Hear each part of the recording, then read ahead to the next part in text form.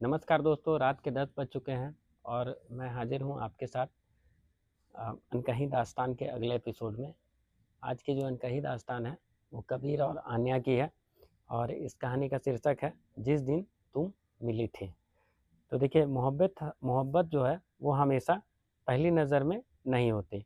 कभी कभी नफ़रत इतने करीब ले आती है कि इंसान को पता ही नहीं चलता कि कब दिल किसी और का हो गया। तो ये कहानी जो है 2019 की है। कबीर एक बिजनेसमैन है और बहुत सक्सेसफुल है। वो क्या होता है, वो ऑफिस जाने के लिए निकलता है और रास्ते में ग्रीन सिग्नल, दिल्ली की ये कहानी है, ग्रीन सिग्नल रहता है वहाँ पे ये रुका रहता है। उसी समय पीछे से एक वाइट गाड़ी जो है आके इसकी गाड़ी को हिट कर देती है। जब ये देखता है तो एक लड़की जिसका नाम आन्या है वो गाड़ी चला रही होती है। कबीर बहुत गुस्सैल है और आन्या जो है बहुत स्थिर रहने वाली लड़की है और बहुत तेज़ तरार है। कबीर कहता है कि गाड़ी चलानी नहीं आती तो गाड़ी में क्यों बैठी हो। आन्या कहती है कि गलती आपकी थी, गलती मेरी नहीं थी। बात जो है बढ़ती है, लोग सिर्फ तमाशा देख रहे होते हैं वहाँ पे। बीच में ट्रैफिक पुलिस को आना पड़ता है और वो दोनों का जो है झगड़ा शांत करवाती है। इसके बाद दोनों जब अपने रास्ते निकलने वाले होते हैं तो आन्या कहती है कि इस बार मिले हैं, भगवान करे हम लोग आगे कभी भी ना मिले। कबीर भी कहता है कि मेरी भी यही ख्वाहिश है कि हम लोग आगे कभी भी लाइफ में ना मिले। लेकिन उनको क्या पता था कि ज़िंदगी जो है यानी किस्मत वो कैसे कैसे खेल दिखाती है ना। और वो दोनों की बात सुन रही है और मुस्कुरा रही है लाइफ। तो इसी पे एक शेर है कि जिसे नज़रअंदाज करने की कसम खाते हैं लोग, जिसे नज़रअंदाज करने की कसम खाते हैं लोग, अक्सर वही ज़िंदगी का सबसे खास हिस्सा बन जाते हैं। अब क्या होता है कि 2 दिन बाद कबीर की एक मीटिंग है और एक बहुत बड़ा प्रोजेक्ट है जिसके लिए वो मीटिंग में जाता है। जैसे ही वो दरवाज़ा खोलता है तो एकदम सन्न रह जाता है, क्योंकि क्या है कि जो सामने लड़की बैठी है वो कंपनी की यानी आन्या, कंपनी ने उसको जो है इस ये जो डील होने वाली है उसका प्रोजेक्ट मैनेजर उसको नियुक्त कर दिया है। कबीर देखकर सन्न रह जाता है। अब दोनों एक दूसरे को देखते हैं और कुछ सेकंड कमरे में अजीब सी खामोशी जो है वो बन जाती है। बॉस जो है वो मुस्कुराकर कहता है कि लगता है, जो दोनों का बॉस रहता है वो मुस्कुराकर कहता है, लगता है आप लोग एक दूसरे को पहले से जानते हैं। दोनों एक साथ जवाब देते हैं, बिल्कुल नहीं, हम लोग एक दूसरे को बिल्कुल भी नहीं जानते हैं। पूरे कमरे में लोग थोड़ी सी स्माइल करते हैं, हंसी गूंजने लगती है, लेकिन दोनों के दिल मतलब मिलने से पहले जो है चिढ़े हुए रहते हैं। मतलब चिढ़ दोनों में ज़्यादा रहती है। अगले कुछ हफ्तों तक हर मीटिंग में बहस जो है वो चलती रहती है। कबीर कहता है कि तुम हर बात में मेरी कमी जो है वो निकालती हो। आन्या मुस्कुराकर कहती है कि आप जो है हर बात में खुद को ज़्यादा तेज समझते हैं, है ना। आप हर बात में खुद को ज़्यादा तेज समझते हैं और दोनों में नोक झोंक जो है वो चलती रहती है। धीरे धीरे पूरी कंपनी उनकी नोक झोंक का मज़ा लेने लगती है। लेकिन एक शाम सब कुछ बदल जाता है। दोनों को क्या पता था कि एक शाम सब कुछ बदल जाएगा। ऑफिस से निकलते समय अचानक तेज बारिश जो है वो शुरू हो जाती है। सड़क पर पानी भर गया है और एक छोटी बच्ची बीच सड़क पर फंस गई है। अब क्या होता है, चारों तरफ गाड़ियां दौड़ रही हैं और बच्ची बीच सड़क पर फंसी हुई है। तो बिना एक पल के लिए सोचे कबीर दौड़ता है और उस समय दूसरी तरफ से आन्या भी दौड़ती है। दोनों दौड़ते हैं और दोनों मिलकर बच्ची को सुरक्षित बाहर जो है वो निकाल लेते हैं उस ट्रैफिक से। बच्ची अपनी माँ से लिपट कर रोने लगती है और माँ हाथ जोड़कर कहती है कि भगवान आप दोनों को हमेशा खुश रखें। पहली बार कबीर और आन्या जो है बिना बहस किए एक दूसरे की तरफ वो देखते हैं और बारिश जो है अब भी हो रही है, लेकिन दोनों के बीच की नफरत जो है वो धीरे धीरे क्या हो रही है, पिघल रही है ना। अब देखिए अब इसी पे एक शेर है कि बरसात सिर्फ मौसम नहीं बदलती, बरसात सिर्फ मौसम नहीं बदलती, कई बार जो है इंसान के दिल भी वो बदल देती है। बरसात सिर्फ मौसम नहीं बदलती, कई बार इंसान के दिल भी बदल देती है। तो उस रात कबीर को पहली बार जो है एहसास हुआ कि जिसे वह सबसे ज़्यादा परेशान मतलब अपनी परेशानी समझता था, शायद वही जो है सबसे अलग थी।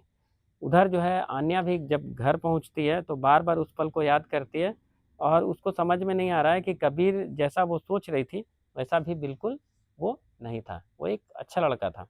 उसको ऐसा रियलाइज़ होता है, और यहीं से शुरू होता है एक ऐसी मोहब्बत जिसे किस्मत ने आसान जो है बनने नहीं दिया था। अब आगे बढ़ते हैं हम लोग। तो देखिए, कभी कभी दो लोग एक दूसरे से प्यार करते नहीं, बल्कि एक दूसरे को बदलने के लिए मिलते हैं। दो लोग एक दूसरे से प्यार नहीं करते, बल्कि उसको बदलने के लिए मिलते हैं। तो देखिए, बारिश वाली उस शाम के बाद सब कुछ पहले जैसा अब नहीं रहा है।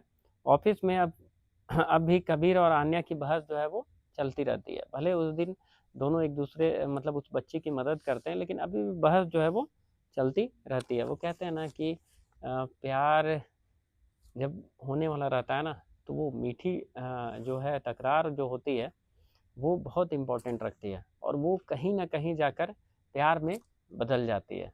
ये हम सभी जानते हैं। लेकिन अब क्या है कि अब जब बहस होती है तो दोनों को चेहरे पे गुस्सा कम और मुस्कान ज़्यादा रहती है। तो एक दिन कंपनी का एक बड़ा प्रोजेक्ट जयपुर में रहता है, और दोनों का साथ जाना तय रहता है। जो प्रोजेक्ट के हेड होते हैं, बॉस होते हैं, वो कहते हैं कि आप लोग दोनों को जो है वो साथ जाना होगा। यहीं से कहानी जो है वो बढ़ती है। तो करीब 6 घंटे का ये सफ़र रहता है, और पहले आधे घंटे दोनों बिल्कुल चुप रहते हैं। दोनों एक दूसरे से कुछ नहीं कहते हैं। एक ही कार है, ड्राइवर चला रहा है, दोनों एक साथ बैठे हुए हैं, लेकिन बिल्कुल भी दोनों एक दूसरे से बातें नहीं कर रहे हैं। अब क्या है कि कबीर थोड़ी देर बाद जो है वो सोचता है कि मैं आन्या से बात करूं। आन्या भी सोचती है बात करूं, लेकिन आन्या चुप है, और कबीर भी जो है वो अपनी ईगो में बिल्कुल चुप रहता है। फिर आन्या धीरे से कहती है, एक बात पूछूं? कबीर मुस्कुराकर कहता है, अगर जवाब पसंद ना आया तो लड़ोगी तो नहीं? दोनों हंसते हैं, और यही उनकी पहली जो है खुलकर हंसी थी। दोनों एक दूसरे को देखकर पहली बार हंसते हैं। इस पर एक शेर है कि कुछ लोग ज़िंदगी में शोर बनकर आते हैं, कुछ लोग ज़िंदगी में शोर बनकर आते हैं, फिर वही लोग सुकून की वजह बन जाते हैं।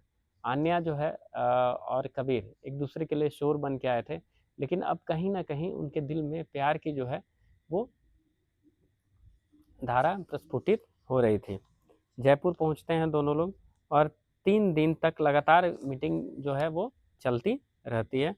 आखिरी दिन जो है रात के समय दोनों होटल लौटते हैं, और उनकी गाड़ी, होता क्या है कि जब वो होटल लौटते हैं तो उसी क्रम में, लौटने के ही क्रम में, जब होटल वो लौटते हुए रहते हैं उसी क्रम में गाड़ी जो है उनकी ख़राब हो जाती है। और वो ऐसा जंगल रहता है जहाँ नेटवर्क भी नहीं होता है ना? तो दोनों सड़क किनारे बैठे हुए हैं, ड्राइवर भी बैठा हुआ है। तो पहली बार ना ऑफिस है, ना काम है, ना कोई बहस है, सिर्फ दो लोग और ढेर सारी बातें। आन्या धीरे से पूछती है, तुम हमेशा इतने गुस्से में क्यों रहते हो कबीर से? कबीर हंसता है और कुछ देर चुप रहता है, और फिर कहता है, क्योंकि मैंने अपने पिता को बहुत जल्दी खो दिया। क्योंकि वो अपने पिता को बहुत जल्दी खो देता है, इसलिए उसको प्यार का एहसास जो है वो कम रहता है, इसलिए वो गुस्सा करता है। और उसके बाद जो है लोगों पर भरोसा करना भी छोड़ दिया, ऐसा कबीर कहता है। आन्या एकदम इमोशनल हो जाती है, और वो पहली बार कबीर के कंधे पर हाथ जो है वो रखती है, और कहती है, हर इंसान तुम्हें छोड़कर नहीं जाएगा। ये सुनते ही कबीर की आंखें भी जो है वो भर आती हैं। अब इस पे एक शेर है कि जब इस पे एक शेर है कि जख्म जब किसी अपने को दिखाए जाते हैं, जख्म जब किसी अपने को दिखाए जाते हैं, तभी रिश्ते सच बनाए जाते हैं। कहते हैं ना कि रिश्तों में जो है, अगर आप ऐसा रखेंगे, प्राइवेसी रखेंगे, तो रिश्ता आगे नहीं बढ़ेगा। तो कोशिश कीजिए कभी भी किसी से रिश्ता हो तो प्राइवेसी मत रखिए। सारी चीज़ें जो है दिल खोलकर सामने रख दीजिए। सामने वाला छोड़ के ज़्यादा चाहता है तो चला जाए, सामने वाला रहना चाहता है तो बहुत अच्छा है ना? अब कुछ दिनों बाद क्या होता है कि दोनों की दोस्ती पूरी ऑफिस में चर्चा का विषय बन जाती है। जहाँ पहले लोग उनकी लड़ाई देखते थे, अब उनकी मुस्कान देखने लगे हैं। कबीर जो है ने आन्या से कहा कि चलो आज ऑफिस की बातें नहीं करेंगे। दोनों शहर की पुरानी गलियों में घूमते रहे, कुल्हड़ वाली चाय पी, अब देखते होंगे प्रेमी प्रेमिका जो है घूमते हैं तो हर चीज़ एंजॉय करना चाहते हैं। हालांकि दोनों ने अभी तक किसी एक दूसरे को आई लव यू नहीं कहा था। बारिश में लोग वो दोनों भीगते हैं और पहली बार कबीर जो है दिल खोलकर हंसता है। आन्या उसे देखकर मुस्कुराती है और उस आन्या ने जो है मन ही मन कहा, शायद मुझे यही इंसान पसंद आने लगा है। अब देखिए कि शुरू में दोनों की लड़ाई होती थी, लेकिन क्या हुआ जब दोनों बात किए और विचारें मिली, है ना, और आन्या जो है कबीर के दिल की गहराई में घुसी और वहाँ पे उसका दर्द जारी, तो क्या हुआ धीरे धीरे जो समस्याएं थी वो कम होने लगी। तो इस पर एक शेर है कि मोहब्बत इजहार से नहीं होती, मोहब्बत इजहार से नहीं होती, कभी कभी एक मुस्कान ही काफ़ी होता है। आन्या कबीर को मुस्कुराते हुए देखती है, कबीर आन्या को मुस्कुराते हुए देखता है। वहीं पर जो है मोहब्बत की शुरुआत जो है वो हो जाती है। तो कुछ दिनों बाद जो है कबीर फैसला जो है करता है कि वह अपने दिल की बात आन्या से कह देगा। उसने एक छोटी सी डिनर डेट वो प्लान करता है। आन्या कबीर जो है एक छोटी सी डिनर डेट प्लान करता है। रेस्टोरेंट जो है वो सज चुका है और वह हाथ में जो है कबीर एक छोटी सी अंगूठी लिए आन्या का इंतज़ार कर रहा है उसको प्रपोज करने के लिए। घड़ी के 8 बज चुके हैं और कबीर अभी भी इंतज़ार कर रहा है। लेकिन क्या होता है, अचानक कबीर के पास जो है एक अनजान नंबर से कॉल आता है और वो कहता है कि एक लड़की का एक्सीडेंट हो गया है, मैं उसको नहीं पहचान रहा हूँ, लेकिन उसके डायल में पहला नंबर आपका, आपने देखा होगा कभी कभी हम लोग घर में डायल करते हैं तो पहला नंबर में चला जाता है, तो आपका है, आप कहाँ हैं। वो कहता है कि मैं नहीं जान रहा हूँ कि कौन लड़की है। कबीर के हाथ से फ़ोन छूट जाता है और वो पूरी रफ्तार से अस्पताल पहुँचता है कबीर। आन्या जो है ऑपरेशन थिएटर में है और डॉक्टर साहब आते हैं और कहते हैं कि जान तो बच जाएगी, लेकिन अगले 24 घंटे बहुत महत्वपूर्ण है, मतलब इसकी यादाश्त भी जो है वो जा सकती है। कबीर पूरी रात अस्पताल में जागा हो रहता है। आप समझ सकते हैं कि कोई अपना जब आपका इस तरह से खास करके जिससे आप प्यार करते हो उसका एक्सीडेंट हो जाए या किसी तरह की अनहोनी घटना घट जाए, तो हम लोग जो है, हम लोगों की नींद जो है वो उड़ जाती है, आपकी नींद उड़ जाएगी। तो पहली बार कबीर को एहसास होता है कि अगर आन्या को कुछ हो गया तो उसकी अपनी ज़िंदगी भी अधूरी रह जाएगी। अब चलिए देखते हैं, इसी पे एक शेर है कि जिसकी सलामती की दुआ हर सांस में आने लगे, जिसकी सलामती की दुआ हर सांस में आने लगे, समझ लेना वही जो है वो मोहब्बत है, वही आपका प्यार है। सुबह होते ही डॉक्टर साहब आते हैं और उनके चेहरे पर जो है गंभीरता है। आपने देखा होगा कि अगर सीरियस किसी तरह का केस रहता है तो डॉक्टर साहब कुछ ज़्यादा ही गंभीर रहते हैं। डॉक्टर कहते हैं कि हमें आपसे एक ज़रूरी बात करनी है। कबीर का दिल ज़ोर ज़ोर से धड़कने लगता है ना, उसको बिल्कुल अंदाज़ा नहीं है कि आगे क्या होने वाला है। तो डॉक्टर जो सच बताते हैं वह सिर्फ उसकी नहीं बल्कि आन्या की पूरी ज़िंदगी बदल देगा। अब देखिए, कहते हैं कि कभी कभी ज़िंदगी हमारी सबसे बड़ी परीक्षा लेती है, कभी कभी ज़िंदगी हमारी सबसे बड़ी परीक्षा लेती है। जब हमें लगता है कि अब सब कुछ ठीक हो गया, उसी समय क्या होता है, कुछ ना कुछ ऐसी अनहोनी हो जाती है कि सब कुछ ख़त्म हो जाता है। तो अस्पताल के बाहर जो है सुबह में आप देखते होंगे कि सन्नाटा रहता है। कबीर पूरी रात एक पल भी जो है वो सोया नहीं था, है ना। तो लेकिन अब क्या है कि डॉक्टर साहब आते हैं और उनको वो कहते हैं कि एक और बात, एक्सीडेंट से सिर पर गहरी चोट लगी है, हो सकता है कि अगले कुछ महीनों तक उसे कुछ याद, आन्या को कुछ भी याद नहीं रहे, और यह भी संभव है कि उसकी हाल की जो यादें हैं, मतलब हाल की यादें, यानी कबीर से प्यार और ये वो सब धुंधला हो जाए। ठीक है, ऐसा भी पॉसिबिलिटी है। कबीर के पैरों तले ज़मीन खिसक जाती है, कबीर घबरा जाता है और धीरे धीरे वो आईसीयू के बाहर पहुंचता है जहां आन्या एडमिट है। तो कांच के उस पार आन्या बेहोश पड़ी थी, है ना, और कबीर जो है शीशे पर हाथ रख के फुसफुसाया, बस तुम ठीक हो जाओ, बाकी सब मैं संभाल लूँगा, मुझे तुम नहीं भी याद रखो लेकिन तुम ठीक हो जाओ। तो एक शेर है कि मोहब्बत साथ जो है मांगती नहीं, मोहब्बत साथ मांगती नहीं, बस सामने वाले की सलामती मांगती है। देखिए बहुत ज़रूरी है, मोहब्बत साथ नहीं मांगती, मोहब्बत जो है सामने वाले की सलामती मांगती है। 2 दिन बाद अनन्या को होश आता है और वो धीरे धीरे आंखें खोलती है। कमरे में माँ है, पिताजी हैं, डॉक्टर खड़े हैं और उसकी नज़र कबीर पर पड़ती है, क्योंकि कबीर भी वहीं पे खड़ा है, वो हिला डुला वहाँ नहीं है। वो कुछ पल उसको देखती है, फिर कहती है कि माफ़ कीजिएगा, आप कौन हैं? आन्या की यादाश्त जो है वो चली गई है ना। कबीर का दिल एकदम बिल्कुल बैठ जाता है, एक आप कह सकते हैं कि एक पल के लिए रुक जाता है। और डॉक्टर की बात जो है वो सच हो चुकी है। आन्या को पिछले कुछ महीनों का कोई भी याद नहीं है। उसको सिर्फ इतना याद है कि उसका परिवार कौन है, उसकी मम्मी कौन है, उसके पापा कौन है, लेकिन कबीर के बारे में उसको कुछ भी याद नहीं है।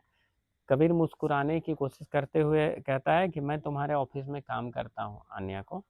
और उसके बाद जो है उसने अपने रिश्ते का एक भी जिक्र, कबीर अपने रिश्ते का एक भी जिक्र नहीं करता है, क्योंकि वो नहीं चाहता कि आन्या के दिमाग पे कोई भी दबाव पड़े। अब इस पे एक शेर सुनिए।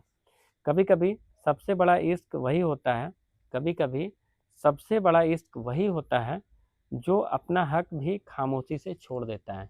कभी कभी सबसे बड़ा इश्क वो वही होता है जो अपना हक भी खामोशी से छोड़ देता है। मतलब किसी पे आपका हक है, फिर भी आप जान रहे हैं कि अगर ये चीज़ मैं उसको बताऊंगा तो पता चलेगा कि उसके साथ कुछ भी हो, तो जो आशिक होते हैं सच्चे, वो छोड़ देते हैं कि ठीक है यार, जाओ तुम जहाँ रहना है रहो, बस खुश रहो, ज़्यादा दिमाग मत लगाओ, खुश रहो, है ना।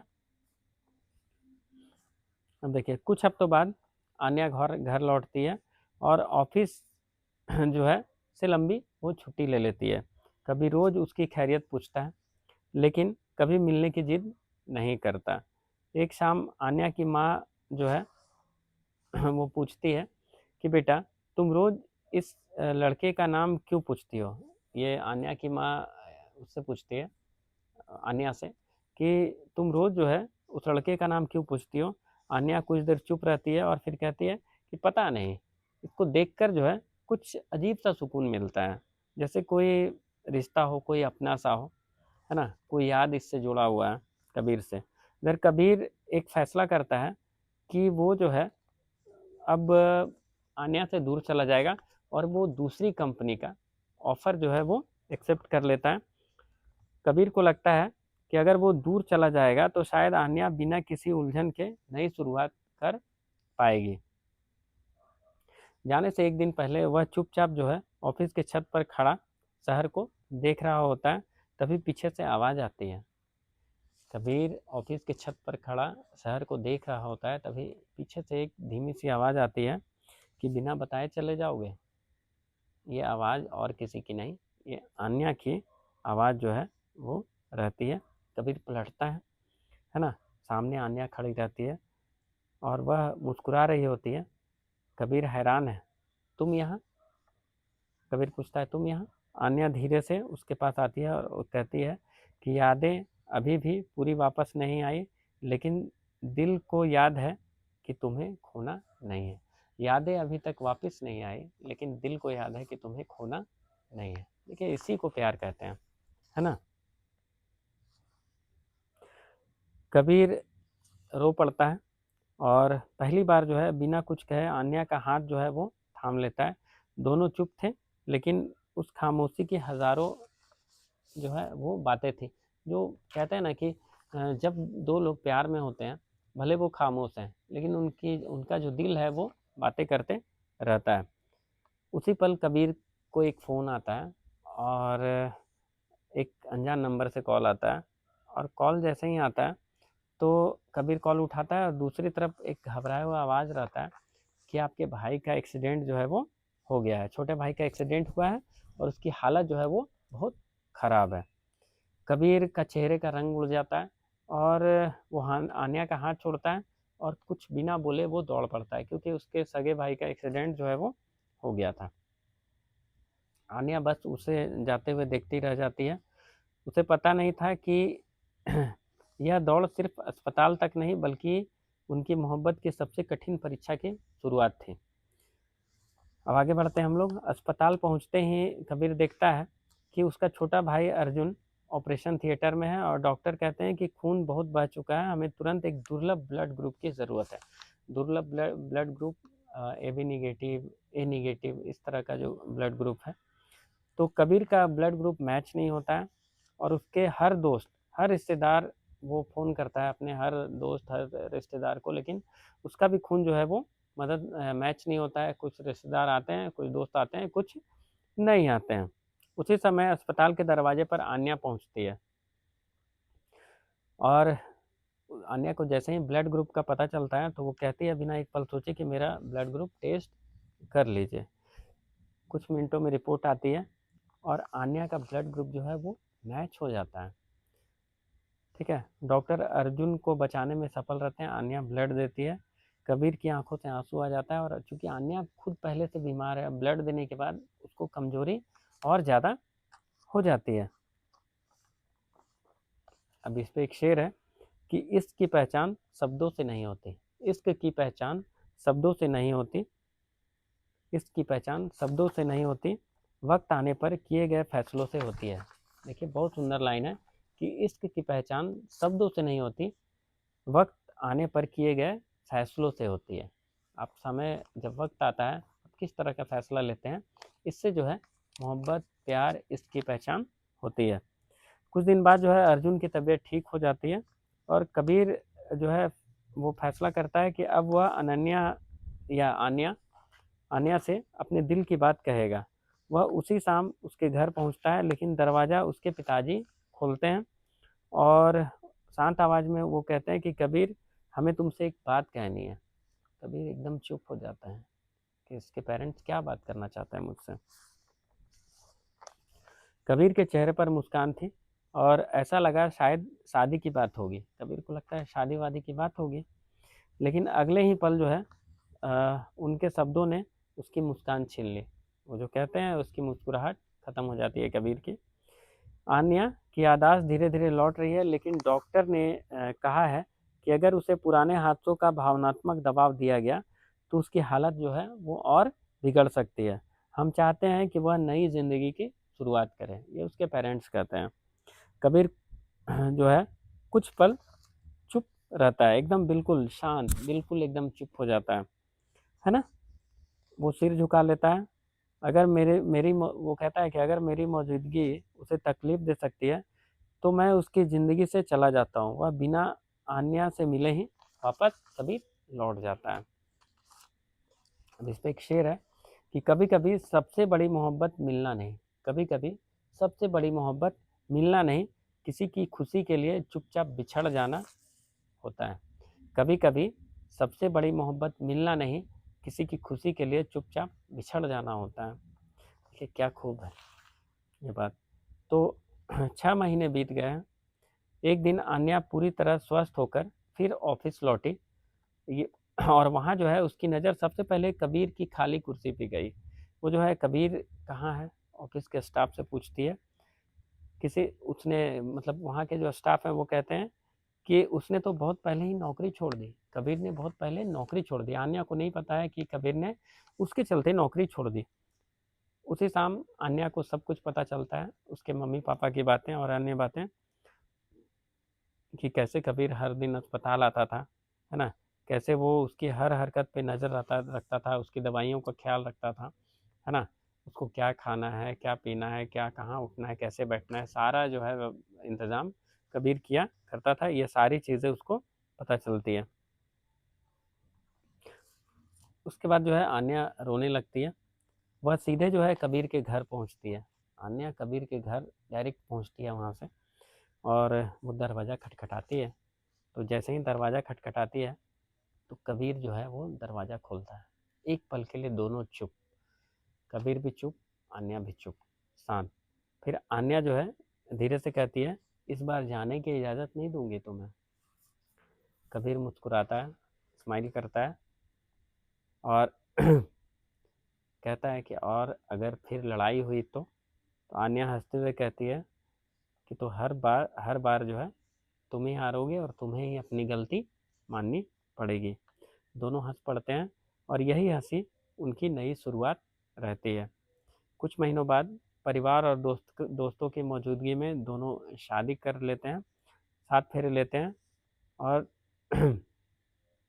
कबीर फेरे लेते समय धीरे से कहता है, अब अगर किस्मत भी हमें जो है अलग करना चाहे तो उसे हमारी मोहब्बत से लड़ना पड़ेगा। आन्या मुस्कुराती है और उसका हाथ कसकर पकड़ लेती है। तो इसी बात पे एक अंतिम शेर है कि मोहब्बत का सबसे खूबसूरत अंजाम शादी नहीं होता। मोहब्बत का सबसे खूबसूरत अंजाम शादी नहीं होता, बल्कि उम्र भर एक दूसरे का हाथ थामे रखना ही मोहब्बत है। मोहब्बत का सबसे खूबसूरत अंजाम शादी नहीं होता, बल्कि उम्र भर एक दूसरे का हाथ थामे रखना ही मोहब्बत है। तो देखिए, कुछ कहानियाँ ख़त्म नहीं होती, वे दो लोगों की नई ज़िंदगी बनकर शुरू भी होती हैं। किस्मत उनको बार बार अलग करती है, लेकिन वो बार बार, चूँकि उनमें इतना प्यार होता है, इतना सच्चा प्यार होता है कि वो हर इम्तहान से गुजरते हैं और शायद इसलिए लास्ट में जो है मोहब्बत जीतती है और निभाई भी जाती है। और यही थी आज की अनकही दास्तान। तो कल हम लोग फिर हाजिर होंगे रात के 10 बजे।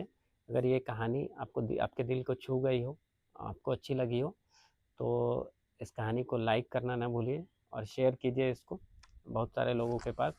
हमारे चैनल को सब्सक्राइब कीजिए, वीडियो को लाइक कीजिए।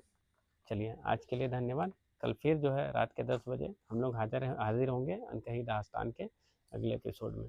धन्यवाद, थैंक यू। अपना खूब ख्याल रखिए, खूब प्यार करते रहिए। Thank you.